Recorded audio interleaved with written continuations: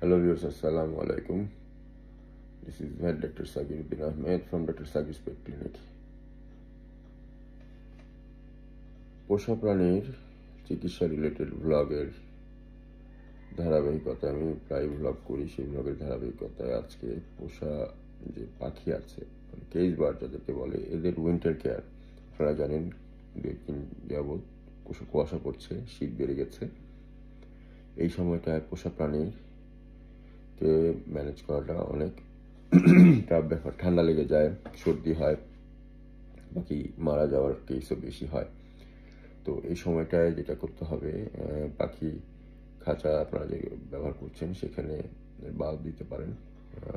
আর আপনারা যারা একটু বড় জায়গায় পালছেন সেখানেও বাল্ব দিতে পারেন। বাল্বের ক্ষেত্রে 100 ওয়াটের বাল্ব ব্যবহার করাটা ভালো।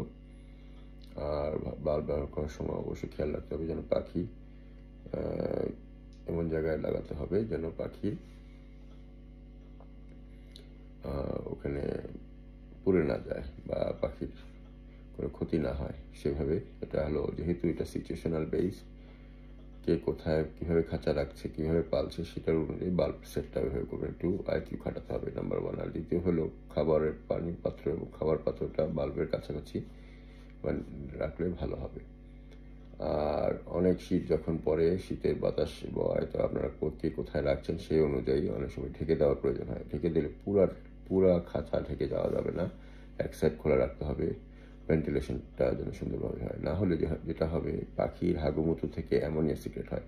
এই অ্যামোনিয়াটা এই পাখির খাঁচার যেখানে বদ্ধ খাঁচার মধ্যে যদি থাকে, তখন এই অ্যামোনিয়াটা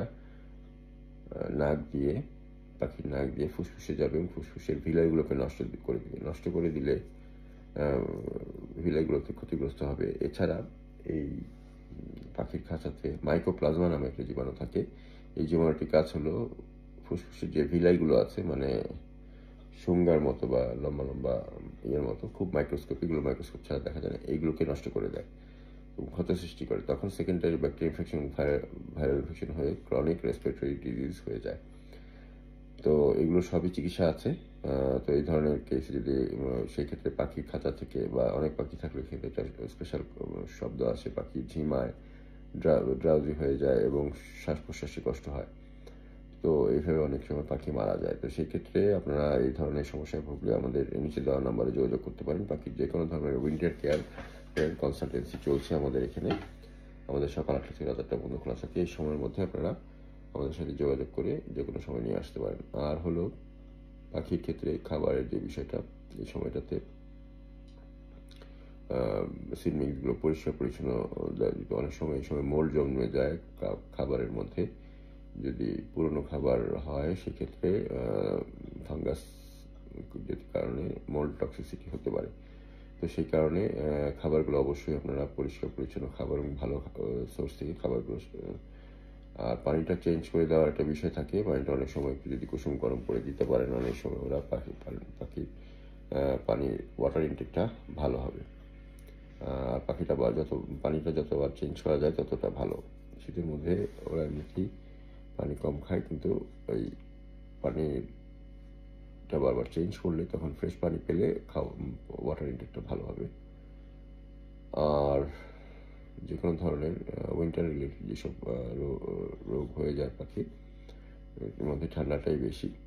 তো সেরকম হলে আমাদের নিচে দেওয়া নাম্বারে আমাদের সাথে যোগাযোগ করতে পারেন।